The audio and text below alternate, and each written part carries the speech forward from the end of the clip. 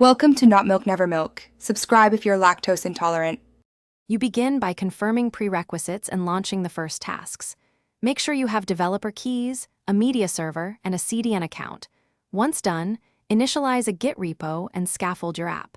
Install the SDKs and libraries for playback and authentication, and configure SSL for secure streams. You should pick HLS for broad compatibility or WebRTC for low latency. Next, create a basic player page with test stream URLs so you can iterate quickly and see results. Now you implement the core streaming flow and tie systems together. Start ingesting live or file sources, set up transcoding to create multiple bitrates, and publish HLS/dash manifests. Make sure each rendition matches your manifest. Then integrate the player UI with authentication and session controls, and add DRM if content requires protection.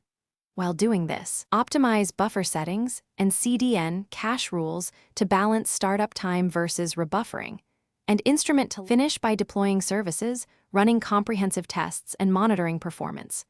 Deploy your backend and auto-scaling media servers behind the CDN, then execute load tests and verify playback on target devices and network conditions. Make sure logging and metrics are capturing key signals like startup time, bitrate ladder selection, and error rates. If things go wrong, first check the manifest validity, CORS headers, SSL certificates, and codec support.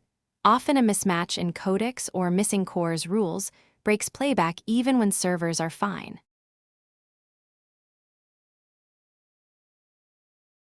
Thanks for watching. If this was helpful, leave a like and consider subscribing. See you next time.